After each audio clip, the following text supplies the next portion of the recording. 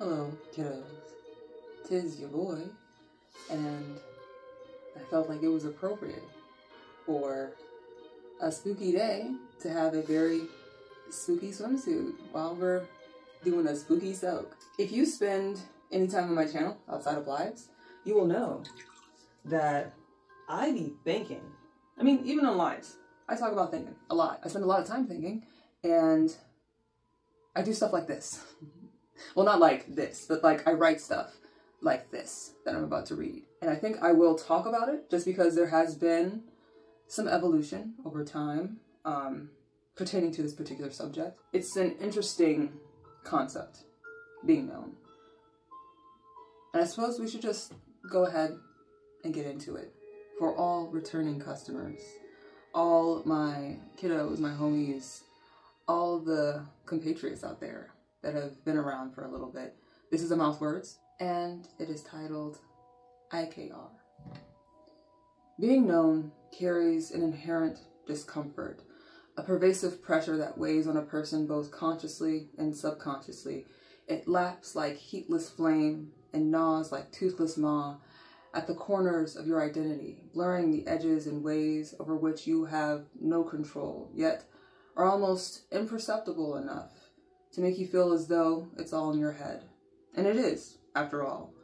But the things in your head have just as much meaning, if not more, than what you experience in the external world. In fact, your every experience is meaningless without the context of the shit that's just in your head. It somehow feels entirely inconsequential while purveying so much meaning that there is no longer room for your own peace of mind. To be known is to be misunderstood.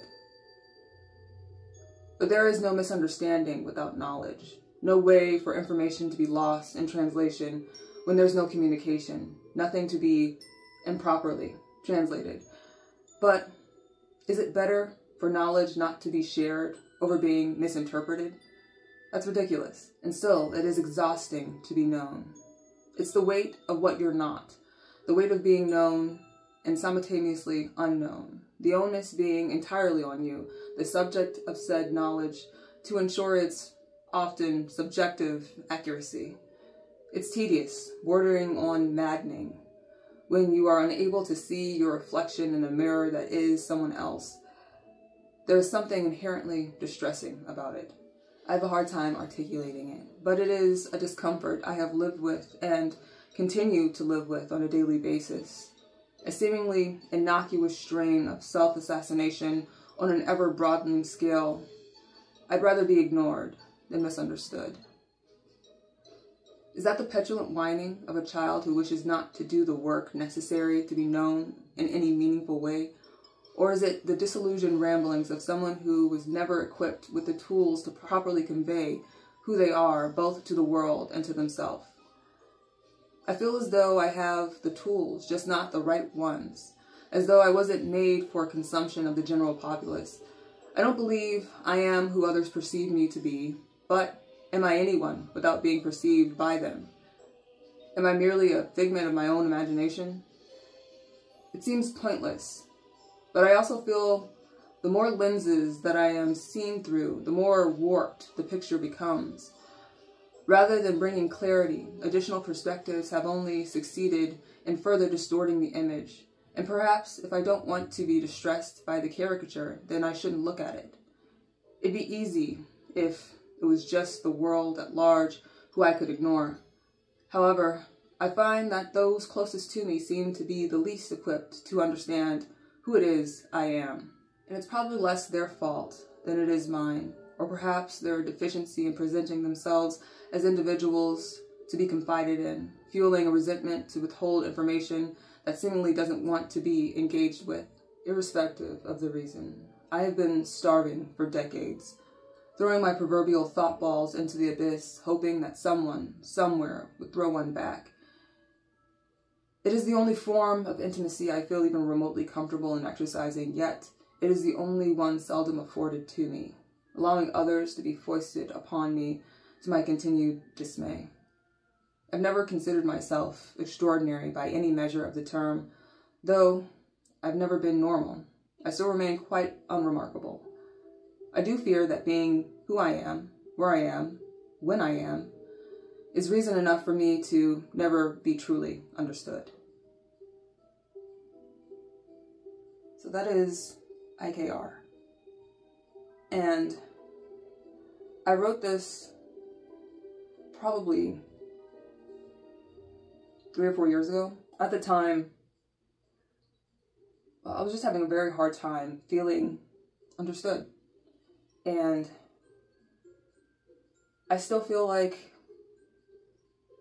I am in transition. I'm still figuring things out. But I do feel a bit more comfortable in being misunderstood, which I feel is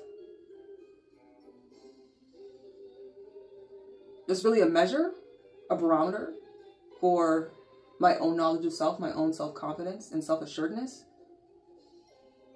While I don't feel like I've necessarily grown this crazy amount, like I haven't changed all that much, physically speaking, like within a transition, like the transition, my transition, I have mentally quite a bit. And I think for the most part, I'm okay with being misunderstood. I'm okay with being misinterpreted. I'm okay with the image being muddied by other people's perspectives, because other people's perspectives make the world rich with understanding. And who am I to tell someone their understanding is incorrect? There are definitely misinterpretations that could be made about me. And I can try my best to kind of find a place for me and someone else that might be misunderstanding me to see each other from the tops of our buildings. But I could never be in that person's building, and they could never be in mine. And that's okay. That's all right. Yeah, I think it's made me a more well-rounded, more confident, and generally just better person to accept that people will misunderstand me. And I think I had spent so much time wanting to find someone who would get me on a fundamental level that I forgot to spend time with the one person that probably is capable of understanding me on a fundamental level. The other day, I had someone on, that video. I get a lot of people on that video saying various things, mostly vulgar and horrible, but a lot of insightful things and a lot of kind words as well. And yesterday, someone said that they hoped that I found the person, that special someone that can bring me happiness and fulfillment. And I told them I think I have. I've already met them. It's just a matter of getting to know them well enough to find every little thing that I love about them. And that person's name is Finn. And so, in accepting that I can be misunderstood, misinterpreted by others, there's a great deal of comfort that who I am, the only person that it really matters to, is me. And the only person that I have to answer to at the end of the day is Finn. And there's a great deal of power in that.